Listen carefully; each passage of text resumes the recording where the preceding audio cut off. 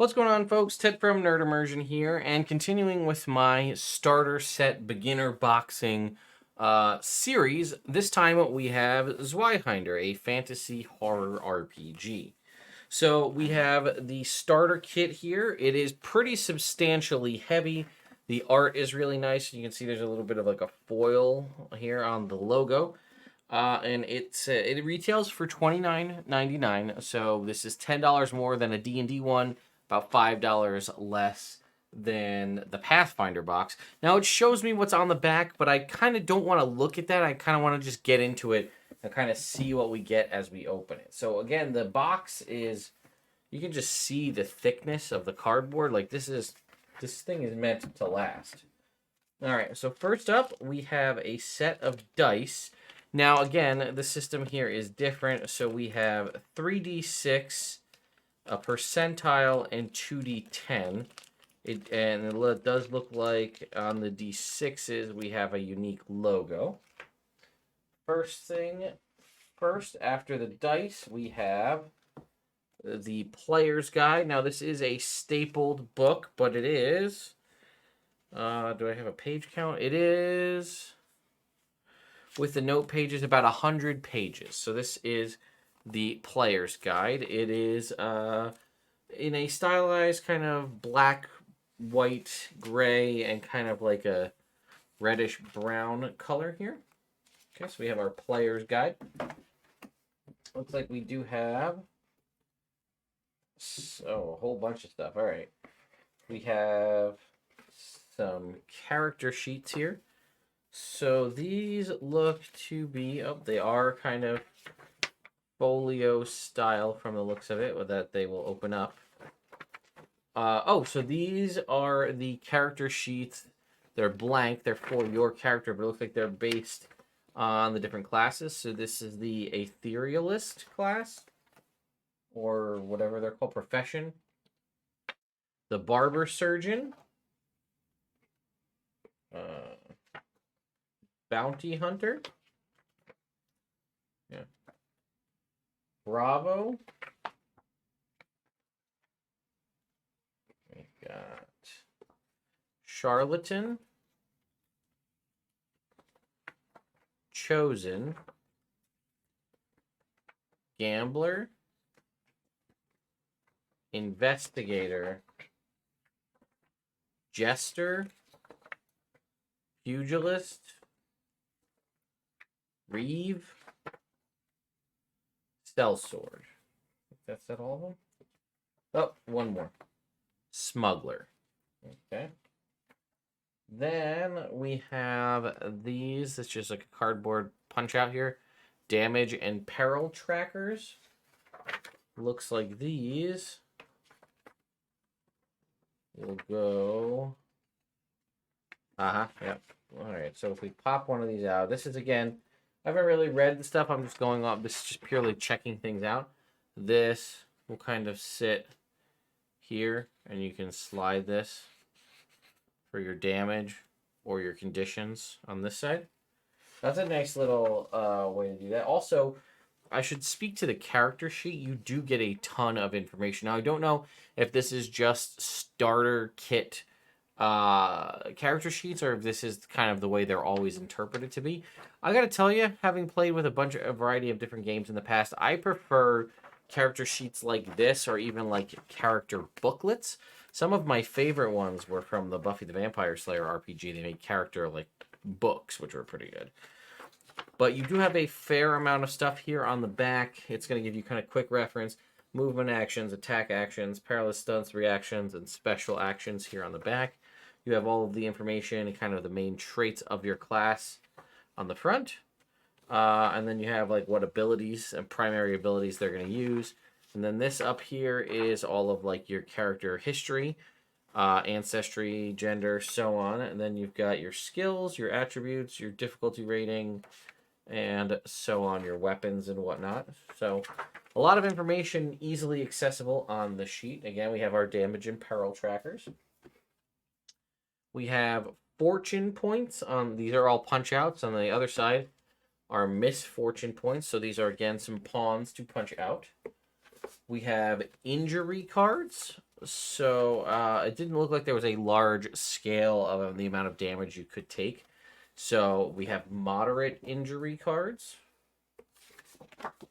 Looks like we're going to have them. Oh, and it tells us on the back, oh, the different kinds of injuries.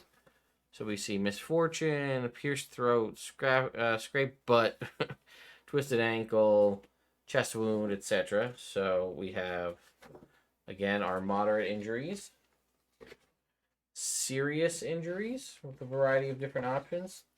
We have grievous injuries, which basically looks essentially be almost on death's door. We have spell cards here. Again, these are all perforated that you can just pull these off. This looks like it has a variety of the different... Oh, we have how many of these? Looks like we basically have... Oh, I think so. We have all of the spells. Yeah, we have a stack of spell cards, and each one unique with the different spells. So if you like having, you know, pockets to store spell cards in, you don't have to go out of the way to buy them. You get them. They are a little bit longer than a traditional playing card, but either way. We have clue cards. Again here, Bloody Boot Prints, Nephilim Statue, Hidden Journal, Fancy Ring, etc. We have our 3 sets of clue cards. We have, is this just a poster? I think this is just a poster. Yeah, I think so. Let's take a look. This is a smart move, though. Yeah, just like a nice, just like a 24 by 36. Well, maybe not exactly 24 by 36, but this is you know, essentially a full-size poster. Honestly, that is a pretty simple thing. But, you know, I mean, a lot of people, when you get into RPGs, people get real into RPGs. So you would love to have something to kind of, I mean, I clearly do, but stuff to celebrate that you appreciate that RPG. And something as simple as this kind of folded map poster inside your starter box, it's a smart move. We also have, ooh, looks like some maps. Oh, wow. Okay. We've got, this map doesn't look like it has any writing on it. And then a map the other side has the location names, West Shore, East Shore, and so on. Nice stylized artistic map. Then we have more isometric kind of like battle maps. Again, one side has no information, the other one has, you know, directions. And we have a fair few of these for a variety of different locations. Oh, a dungeon master or a game master, sorry, game master screen with beautiful art on the outside here. And then again, all of the things you need to know. This is also a thing I'm going to start to kind of say should probably be something you include with your starter set, especially because this is just essentially like a piece of cardstock, and it's a little quick reference guide for the Game Master. We have the Game Master's Secret Book. Again, not bound. We have staple binding, but this is also just shy of 100 pages. And then we just have, looks like maybe some promotional stuff. Yet to come out. Yeah. Showing off core rulebook, player's handbook, DM supplements. Oh, and claim your free PDF at Roll20. So not only do you get, okay, so yeah, download your free digital version of the Zweihander starter kit on Roll20 and build your fantasy horror campaign on your own virtual tabletop. Sign up today to play with friends, blah, blah, blah. So if we take a look at the back of the box, everything it had is pretty much detailed there. One rule book for creating characters, one rule book for running the game. The Secrets of Swansea feature-length adventure. Okay, I was wondering about that, so that's part of it. We have 6 high-quality polyhedral dice, folding Game Master screen, folding art poster and village map, 13 character profession folios, 9 fortune and misfortune tokens, 18 sliding condition trackers, 72 clue, injury, and spell cards. So this is set up, this again, 2 to 8 players. That makes sense with the amount of character sheets we had, and for up to 1 to 3 characters. So this is very high quality. The production is definitely there. Again, I will say if you compare this to something like a WotC product, you are spending more money. So that's where a lot of this is going to come down to this. If we're rating this on a scale of out of 1 to 10, it's a little tricky because factoring price in is also part of it. So I think this Zweihander one gets at least an 8 out of 10. So I'm judging my character starter set base, beginner boxes on price, and then contents, and essentially how easy is it for you to does it provide all of the things that you need. So you get your dice, so you're good there. You've got an adventure that is not too long. Now, while I do love something like Lost Mines of Phandelver, I do feel like Lost Mines of Phandelver was essentially like a mini campaign. This is a beginner's box, a starter set. The adventure should be on the shorter side, in my opinion, to get people the opportunity to get the hang of how things work without a huge time commitment. If you're like, hey, I want to play this game, and your friends are like, no, I only want to play this other, I only know these other RPGs, I don't want to try it. And you're like, no, it's going to be like, 10 3-hour sessions, and then we can go back to it. But if you could be like, hey, yeah, I think it's about 3 hours at most to finish the starter adventure, so we can see if we enjoy the mechanics and things enough to keep going. I think that's critical. So you get the Game Master book, you get the player book, which I think is obviously a no-brainer. But these are both substantial, like meaty tomes, as it were. You also get a foldable DM screen on top of the dice we talked about, which I think the DM screen is definitely a nice touch that gives it some definite points there. We have maps. Actually, I might put this Zweihander one I might bump it up to like an 8.5 or a 9. Because I when I looked at the Paizo beginner box, I said, okay, what did that include? It included the miniatures or the pawns. It included a map, which is nice. But this has multiple different maps. Again, some that are just the imagery, some with actual words to describe the locations. And we have, like I said, maybe 10 of these maps.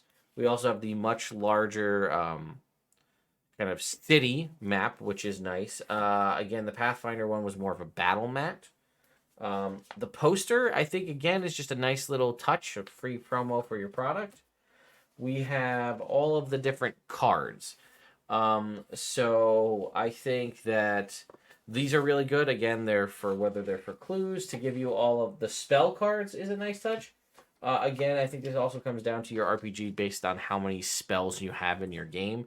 If you have a very spell-heavy game, then you're probably not going to have enough to do this. But the fact that you can have these quick reference to spell cards built into the box is pretty nice.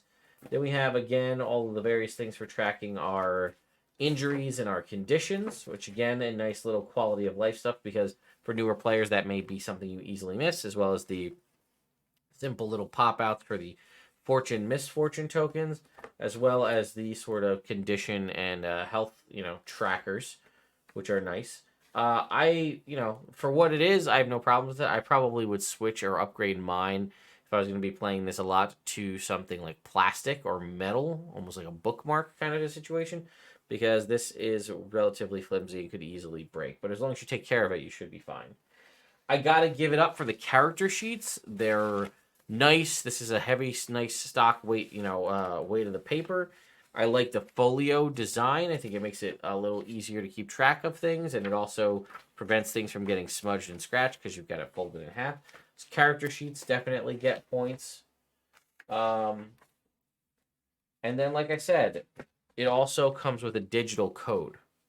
So I think I'm giving the only thing the Pathfinder box kind of had above and beyond what we see here in this Zweihander box is the miniatures, right? It had all of those different pawns and all of the pawn bases. Now, we had some kind of pop-out pawns here, too, but they were, again, primarily like tokens to keep track of things, which we also had and had a quick reference guide in the Pathfinder box. So I think, based on this, the problem that I said from the start is I didn't have a control. how are we going to rate something to set the middle of the road or the high end. So I think I think this, I'm going to call this a 9. I think the DM screen, or the GM screen rather, is a nice touch, and the fact that you can get it for free digitally is a real big boon, especially in this day and age. Now, Roll20 is not my favorite platform to receive books on, but it's free, so you can't argue with it. So I do think we may set Zweihander at 9, and maybe bump Paizo's Pathfinder 2e box down to like an 8.5, somewhere in there. Let me know your thoughts and opinions in the comments down below. I have several other beginner boxes on their way to me to take a look and see how they kind of stack up. And again, I should also point out that if that wasn't clear, at some point in the near future, I would love to run all of these on stream for you guys to see, teaching players my players how to play a new system that they're not used to. And then also kind of learning and having the kind of intro adventure out there. Again, especially from somebody who's coming at it from a completely new perspective. So let me know your thoughts and opinions in the comments down below, and I will see you all next time.